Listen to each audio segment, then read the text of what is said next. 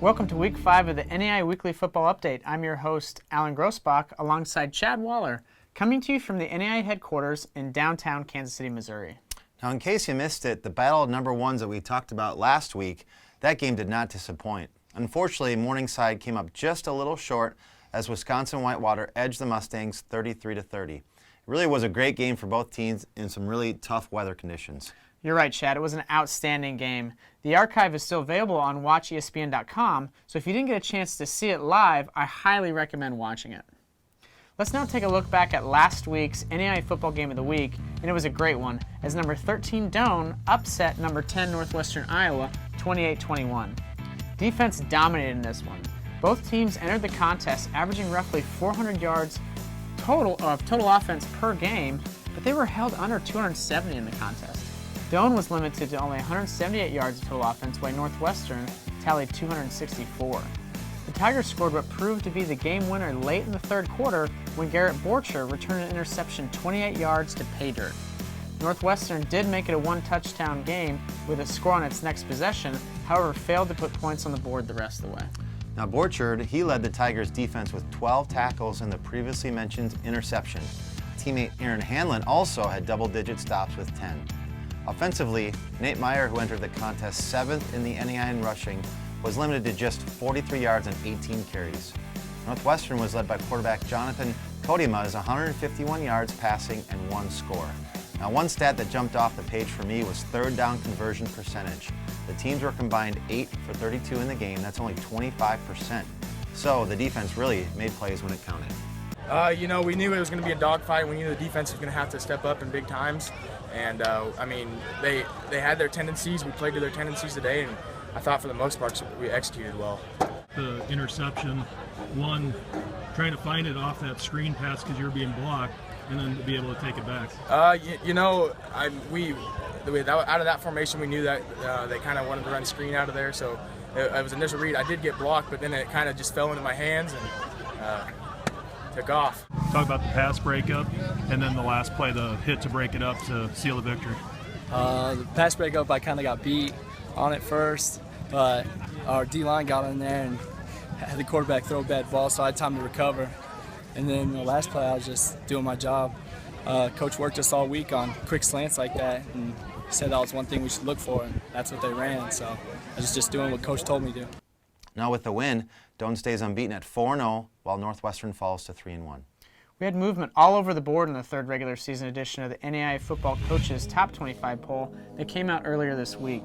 The Blue Raiders of Lindsey Wilson highlight the edition as the program received its first ever number 1 ranking. Lindsey Wilson, which started football in 2010, is 3-0 on the season and was idle this last weekend. The Blue Raiders travel to Union, Kentucky on Saturday. Newcomers this week in the poll are number 23 Benedictine, number 24 St. Francis, Illinois, and number 25 St. Ambrose. Now, the Ravens returned to the poll after a 1-week hiatus, while the other 2 programs were last ranked in 2014. The most notable of the negative movements was Missouri Valley dropping out of the top 25 completely, as the slip snaps the Vikings' streak of 118 consecutive top 25 mentions dating back to August of 2006.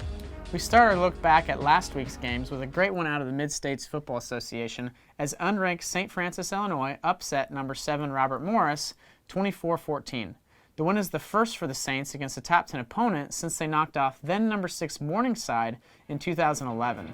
The duo of quarterback Don Butkus and wide receiver Jean Petrazak were the stars on offense for St. Francis. Butkus threw for nearly 300 yards and 3 touchdowns. Petrazak was on the receiving end of those 3 touchdown passes. He also racked up 152 yards receiving on only 5 catches. Defensively, we can't forget about Josh Woodard for St. Francis. He registered 3 interceptions in the contest, and this performance earned him NAIA National Defensive Player of the Week honors. Congratulations to Josh on a great week. The win makes the Saints 3-1 on the year, and as we stated earlier, it propelled the club into the top 25 this week. The second game we'll look at is the 2015 installment of the Battle of Odin's Helmet, featuring number 11 Grandview and number 22 Missouri Valley. Now, despite falling behind early in the contest, Grandview was dominant en route to the 40-14 win. Grandview tallied nearly 450 yards of total offense, including 257 on the ground. Tailback Jordan Cheatham eclipsed 100 yards rushing for the third time in 5 games with 107 and a score. Dual-threat quarterback Derek Fulton threw for 192 yards and 2 scores, also running for 86 and a touchdown. Possibly the play of the game came late in the second quarter when Robert Lewis returned a fumble, which he also forced, and went 75 yards for the score.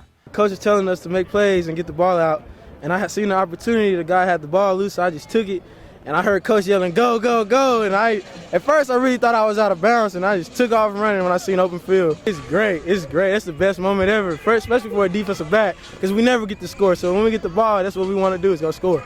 The win is a 4th straight for Grandview to open the year. The final game we'll look at is Dickinson State's 28-7 win against number 15 Valley City State. The Blue Hawks were led by running back Trey Boone's 205 yards rushing. The Los Angeles, California native has now run for more than 200 yards in 2 straight games. Defensively, Dickinson State forced 6 spiking turnovers, including 5 interceptions. The Blue Hawks are now 4-1 on the year, and this is the best start for the program since opening the season 5-0 in 2010. A few other notable scores over the weekend were Benedictine, who was receiving votes, defeated number 3 Baker 35-31.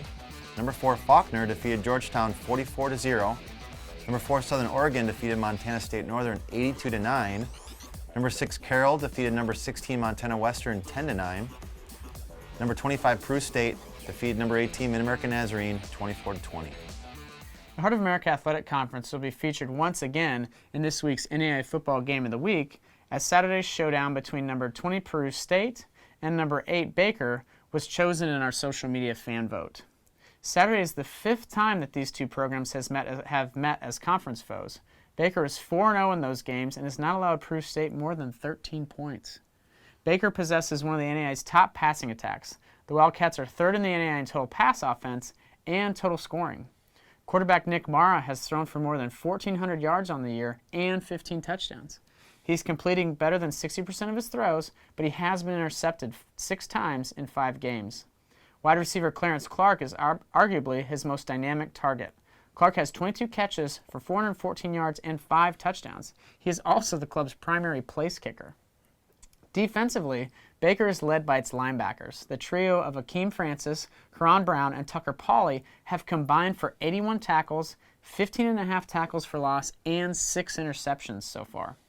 As a unit, the Wildcats have forced 16 turnovers and are +10 in turnover margin. Now, Peru State enters the game looking for its 3rd straight win against a top 25 opponent, following a 24-20 victory against number 18 Mid-American Nazarene last Saturday. The Bobcats feature an option offense that ranks 2nd in the NAIA in total rushing with more than 1,400 yards on the ground. Quarterback Tyler Audsley is a key all-around for Peru State. The Prescott Valley, Arizona native has thrown for more than 400 yards and run for more than 400 yards on the season. He has counted for 12 touchdowns, an equal balance, 6 running and 6 through the air. Defensively, the Bobcats have been good at slowing the run this season. They rank 11th in rushing defense per game, allowing just under 100 yards per contest. It's good to see Peru State back on track, as the Bobcats have already won more games than they did last year, in which they went 3-8. Similar to last year, we picked the National Game of the Week using a social media fan vote. Graphics will be posted on Facebook and Instagram no later than 6 p.m. Central Time on Monday evening, and the poll remains open until 10 a.m. on Tuesdays. Lastly, I'd like to remind everyone about our weekly Periscope Q&A session. Please submit questions to me through our NAI_news Twitter account or ask live during the broadcast. Well, Chad, that puts a wrap on this week's episode. I'm Alan Grossbach. And I'm Chad Waller. We'll see you next week.